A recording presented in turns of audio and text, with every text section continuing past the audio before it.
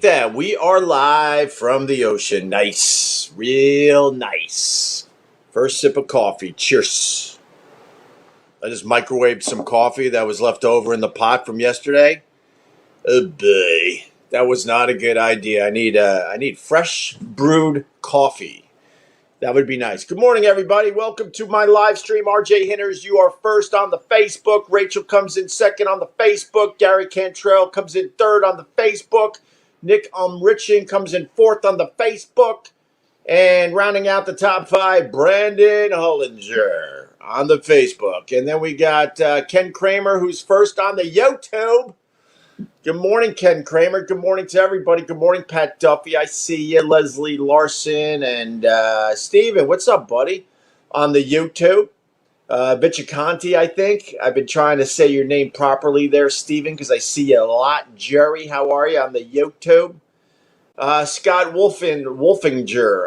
Yo, Philly in the house. I'm going to have Philly in the house in a few hours. We're going to have our first visitors in over a year. I mean, we snuck in a couple play dates with the kids, but first family. So we're very, very excited here.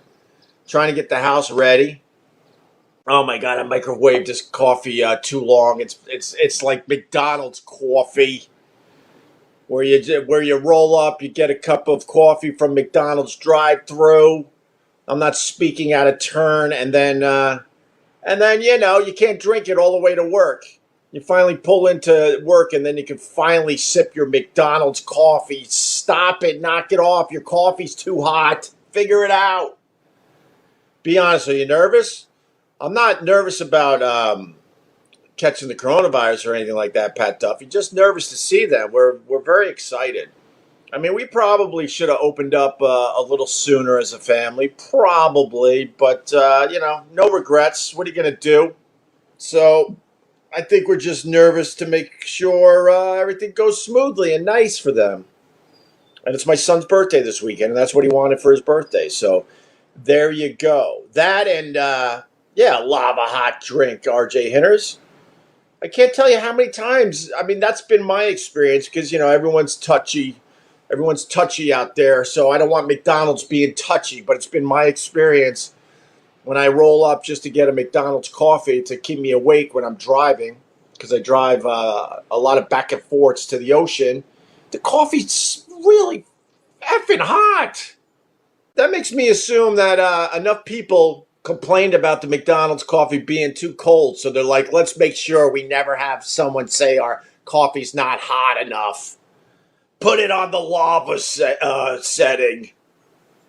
Happy birthday to the little Hughes, Vinny Castiglione says. Thank you, Vinny. That means a lot to me. I appreciate that. It seems like yesterday that I became a father, but I got an 11-year-old in the house now, or almost an 11-year-old. Joyce Collin. Let me give Joyce Collin a little love on the screen. One of the regulars that goes way, way back with the live streams. There she is. And, hey, what's up, Bob Lord? A little love for Bob Lord. Lots of love for Chuck Lynn. Here's for you being a good human being. Thanks, Chuck Lynn. $25. Thank you, Chuck Lynn. I appreciate that. Yeah, one of our own, Sin Visible. She's a good egg. She has supported every single thing I've done over the years. Even the crappy stuff when I was, I don't think I was ever lame, but when I was kind of not doing much, she was still there supporting me. And she tweeted yesterday that, she was having a tough day and she was stressed out because she needed to pay for some basic car repairs to the tune of $230. And she was a little nervous. She didn't know how she was going to pay for those car repairs. And she needed her car to continue working. So I just... there's a reason I'm mentioning this on the live stream. So I just said, I know what she has done for me over the years. I'm like, give me your Venmo. I'm paying for your car repairs. Nothing crazy, but I'll pay for your car repairs. Because I'm not really in the position to, really go all in. But so I said, give me your Venmo. And me and my wife, we paid for her car repairs. And then, of course, you get the asshole, this would have been a lot cooler if you didn't make it public. And I'll tell you why I made it public. It's only $250. If I need my ego stroked that badly, I'm really, really fucking pathetic. But I made it public because she made it public, and I truly didn't know what her Venmo was, and then it turns out it's on her profile. But my thought process was really simple. I was thinking if I do this publicly, she certainly could use a little more than money for a car repair. She could use some real breathing room. So I thought if I did a nice little thing in front of everybody, it would lead to other people either sending her money because she could absolutely use more than the 250 that I sent her, or it would make other people do something nice. But you always have a fucking asshole out there that has to spin it. That's why I publicly did that. And I would assume because I sent off some money to her that other people sent money off to her. I hate that I have to even explain that, but I felt like I did. Coffee conspiracy.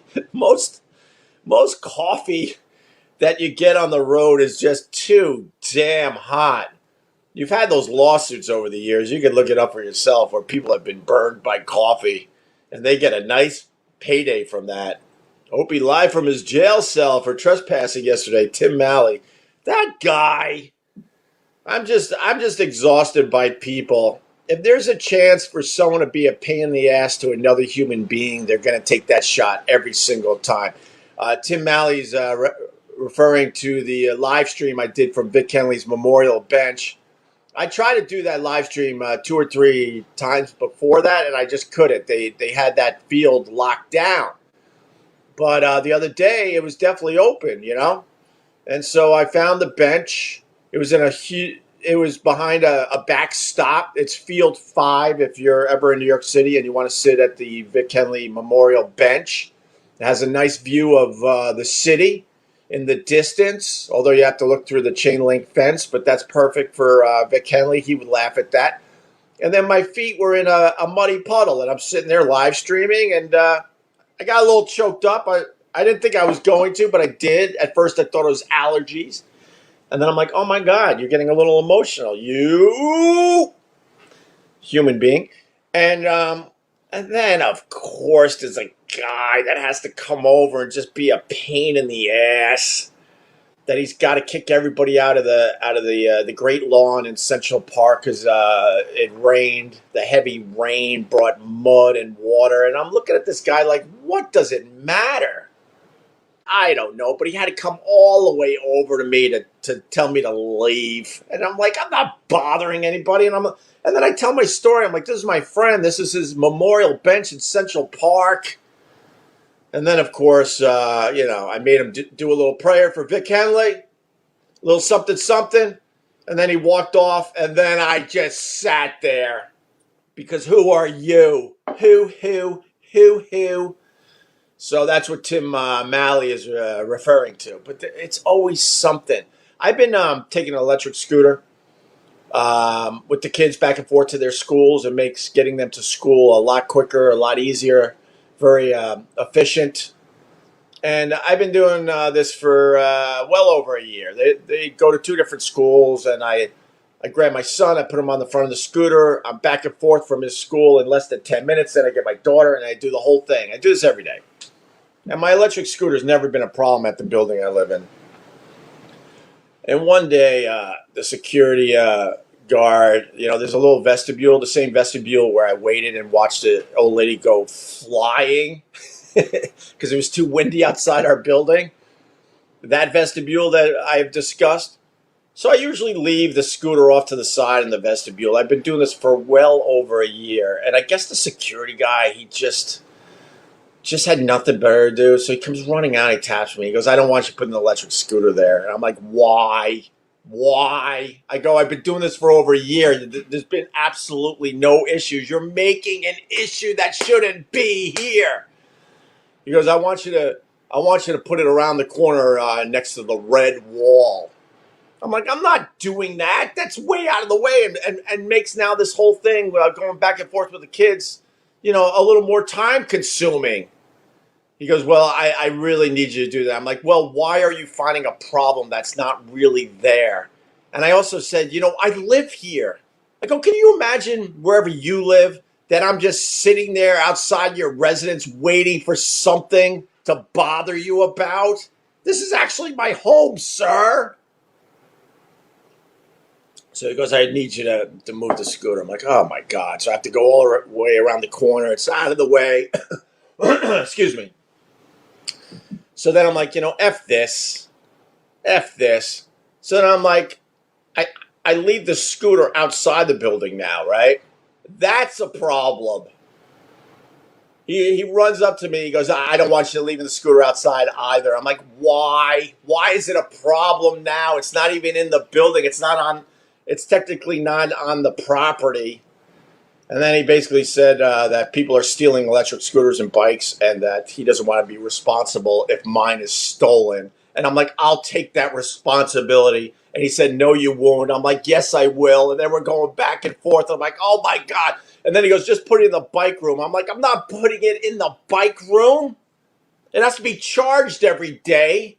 And that is an extra step as well. I just want to go back and forth with the kids on the electric scooter, get home all nice and have a cup of coffee and do some live streaming.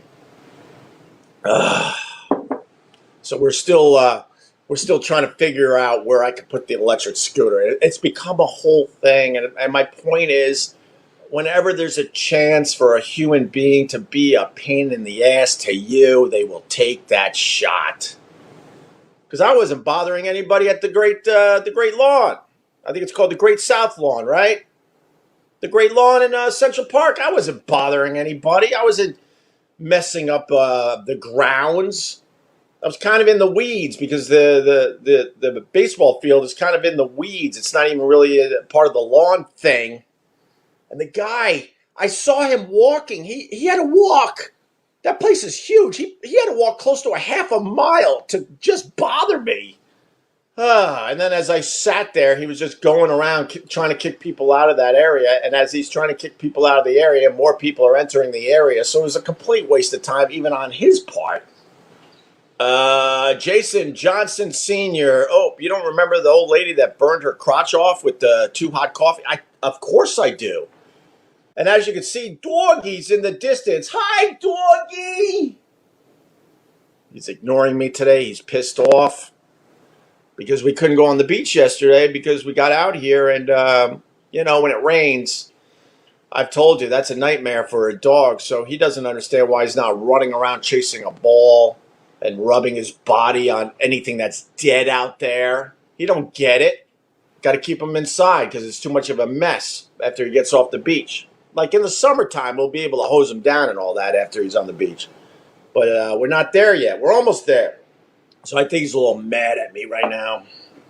Derek Steele wants everybody to know I got 25 people watching. Okay, Derek, I don't know how else to tell you that doesn't matter to me. Although the numbers on the YouTube have been a little better lately. So there you have it. But I guess if that helps you get your day started, that you want to point out that I guess my live stream doesn't do that well on the YouTube, there you go. Hopefully that puts a pep in your step this morning there, sir. The haters came out on that one. On which one there, Pat Duffy?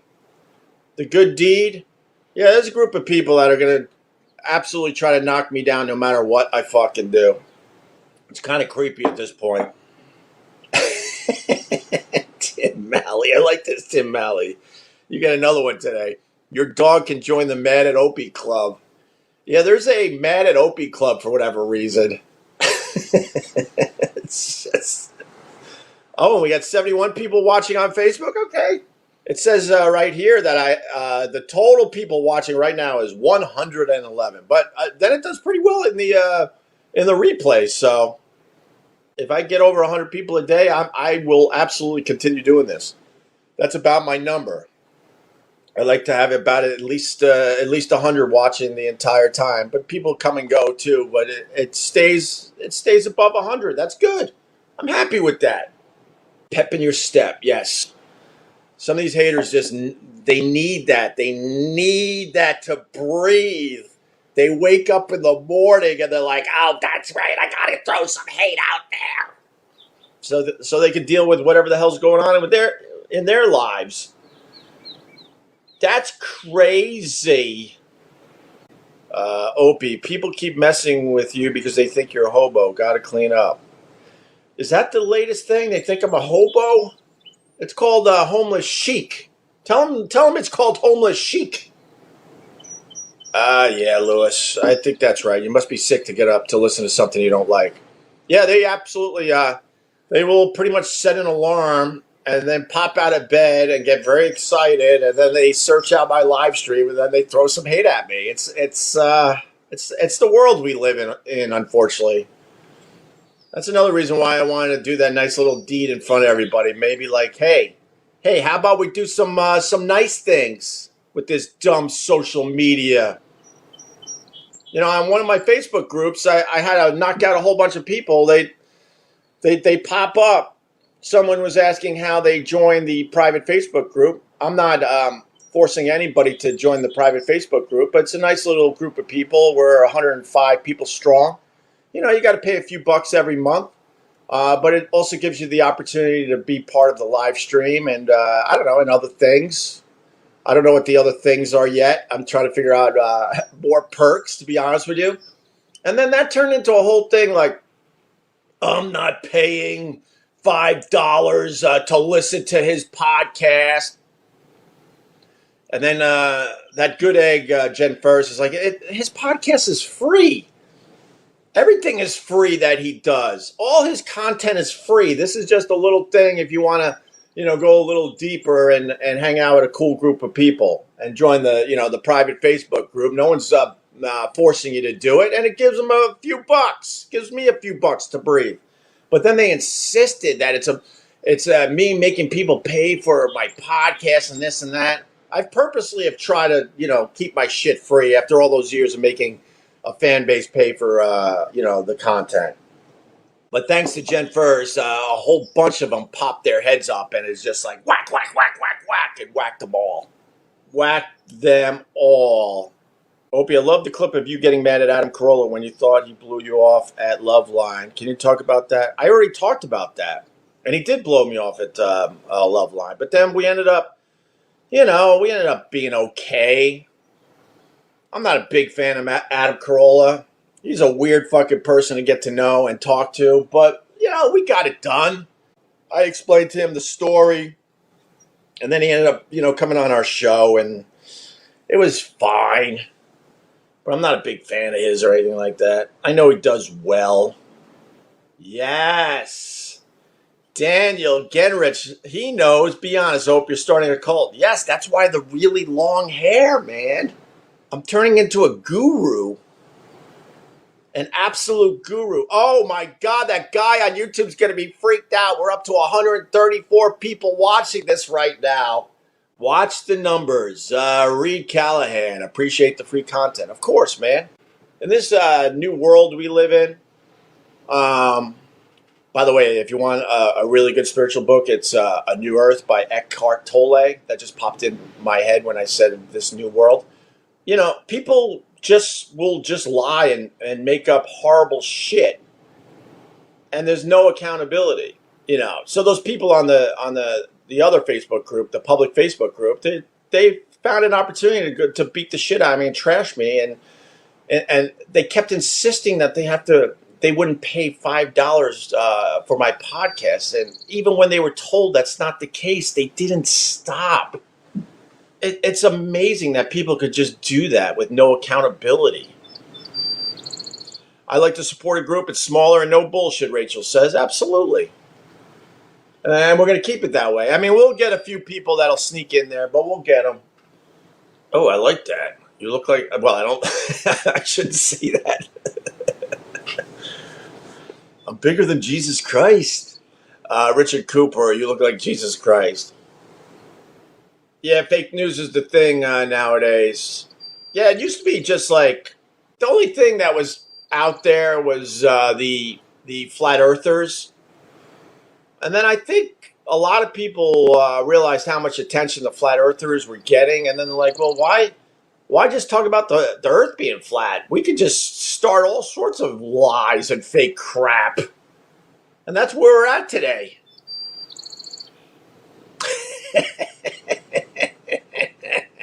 I want to see Man Bun Hot Yoga Hope. This hair is just about ready to go. I'm just too scared to shave my head, and then I'm like attached to my hair because it started. A couple things started when the coronavirus started. That was growing my hair. I haven't had a haircut in about 14 months.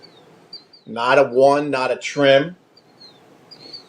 So it's kind of hard to get rid of the hair because it kind of meant something to me during the pandemic, as weird as that sounds.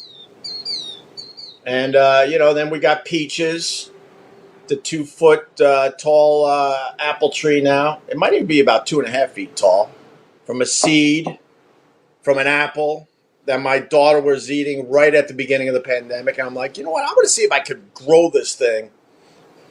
It'll be some kind of reminder of the coronavirus. And, a year later, this thing is 2.5 feet tall with a lot of leaves. If you get a haircut, that means the virus is over, LOL. Well, I kind of want like a new beginning, right? So we got family coming over this weekend, a nice long weekend of fishing and celebrating my son's birthday. So that's kind of the end of the coronavirus in a way. So any day now, I just got to shave my head for a new beginning. I don't know if I'll show that on camera though. I think it's gonna look. I think it's gonna look bad.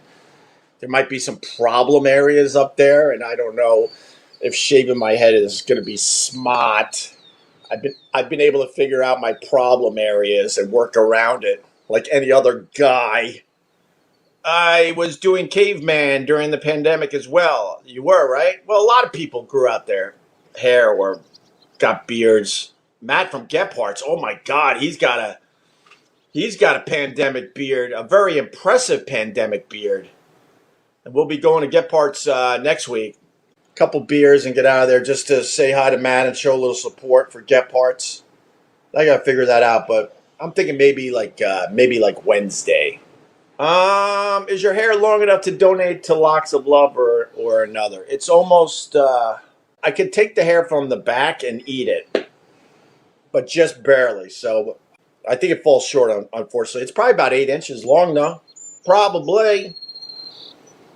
You will be happy when you cut it, Opie. Yeah, and then I'll have to wear some of my my hats, my woolies, and people will be like, "Why are you wearing a woolly? It's 90 degrees out here." And I'll be like, "Well, I don't want you to see how bad this shaved head looks." More of Opie's secret behavior. He eats his hair. I have been chewing on it a little bit. You need 10 inches to donate? God, I don't know if I can go another 2. But that'd be a nice thing. Maybe I'll put it in a ponytail, right? Then I'll cut it. And then I'll post it on opieradio.com under my merch section and see if anyone fucking buys it.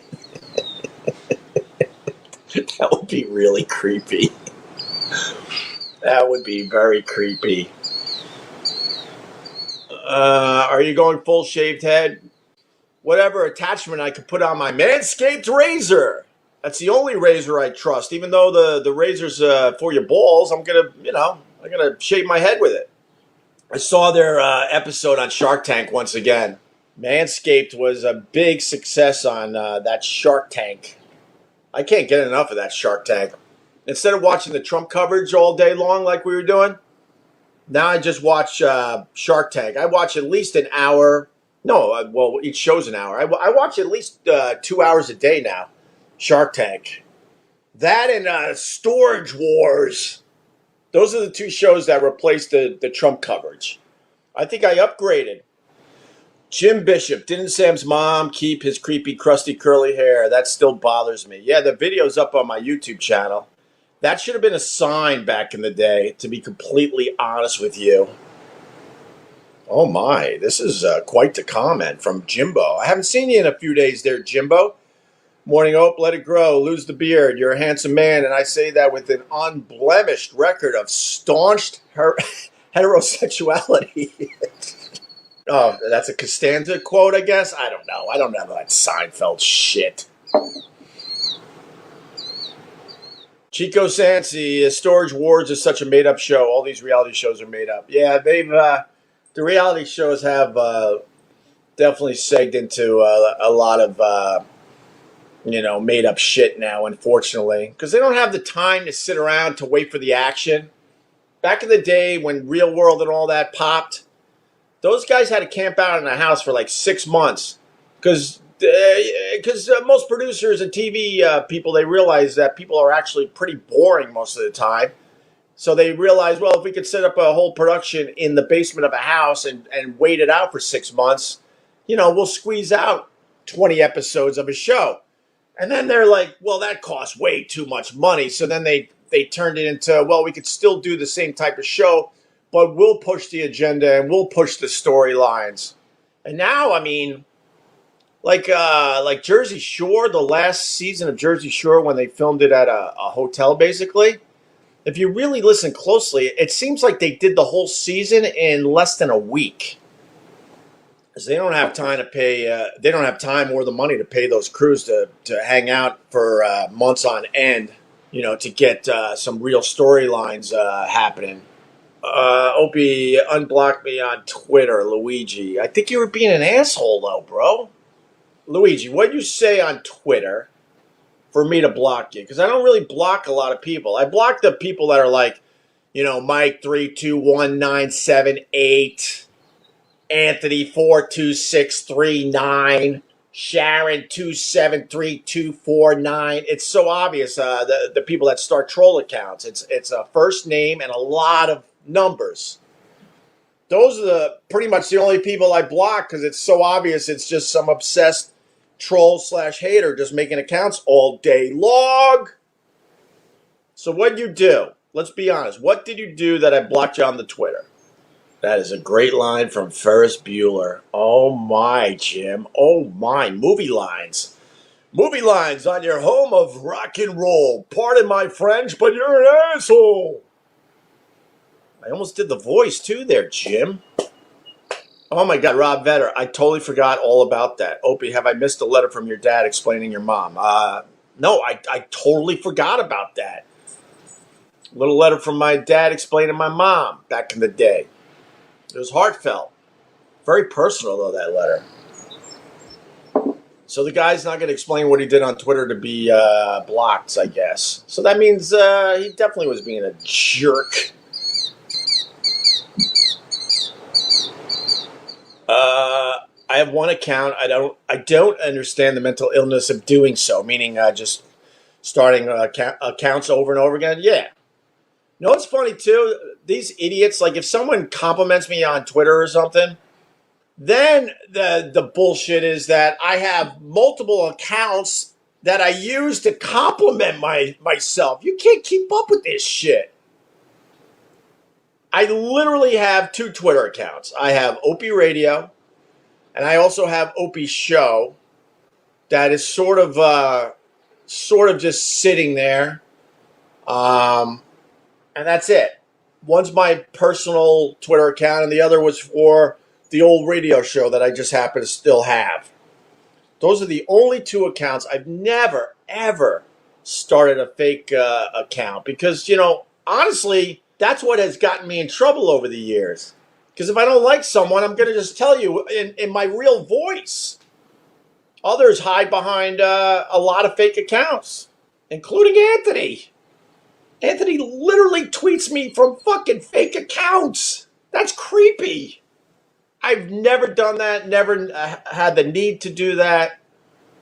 Honestly, it probably would have helped me if some of the stuff I thought about people and this and that I did from a fake account, but I was always about, might as well let it ride. Chico Sansi, can you tell us how much SiriusXM offered to Patrice to be on their platform? He laughed his butt off at the offer. It was, it was just, honestly, I don't know exactly. It was really, really bad, stupid money. All the money went to Howard Stern, all of it. I mean, we got a nice chunk of it, if I'm being fair, but nothing compared to what Howard was getting. And then the drop off after us was very, very dramatic. And a lot of people that were very, very talented kind of got excited that they could do a show for SiriusXM until they realized how much SiriusXM was willing to pay them. It was really, really pathetic across the board. And, we don't have to do the same rant, but basically their business model was take care of Howard and everyone else. It doesn't matter. And that's true because we were the second biggest show at SiriusXM, and the drop-off on how we were treated compared to Howard, you can't even compare the two. And the only reason they paid us well was because they knew we brought over a huge audience from our past. But as soon as they had the opportunity to start slashing our salaries, they did just that. Ah, wow. A former staffer has said that Eric Logan wanted either Burr or Patrice to replace Jimmy when he was doing Lucky Louie. Is that true? Bill Burr was sort of replacing Jimmy when he was out in L.A. filming Lucky Louie. And there were discussions, let's just say, and there may have been people hoping that show was going to take off, let's just say, which would make it harder for Jimmy to be part of the show, let's just say. But the discussions never got past that. But Burr came in. I don't remember how much radio he did with us, but it was a nice chunk while Jimmy was out there filming Lucky Louie. And then, fast forward, the show did not become successful, and then Jimmy came back, and the rest is history. Pat, you know Jimmy. That was just us being funny, but I don't think you're wrong. I guarantee that bothered Jimmy in some way. Everything bothered Jimmy. Everything. Pat knows, though. Pat is one of the few that has stayed true to himself, and I appreciate that, Pat Duffy. And to the people that gave me a few bucks today, thank you very, very much. I really, really appreciate that. It does keep me motivated to turn this on every day. It's kind of fun. It's kind of fun to go, oh, damn, I made 55 bucks today. It's nice. What's up, Chip? Billy Fick wants everyone to know that I guess I'm Chip or something. If that's true, like Jimmy has this dumb character. It's a stupid fucking cartoon voice thing. That was good in small doses on the Opie and Anthony show, and then he obsessed about it to the point that he had to interject the character into everything we were doing. And I do believe it's one of the things that started eroding the Opie and Anthony show in the audience. The character went on to be very, very successful, yes, but when it was taking over the Opie and Anthony show, I really, really thought it was very, very bad for what we were trying to accomplish, and it got in the way, abso-fucking-lutely. And then this psycho decides that he's going to tell everybody that the Chip character is based on me. That would mean that Jimmy hated my guts for years. For years. Chip is not me. That's Jimmy. He's very vindictive. So he'll do anything he can to try to fucking hurt me. The fact is, Chip is not me. I don't know how else to tell you. And he knows it too. It was just a great way to spin all sorts of horse shit. I would love to know this.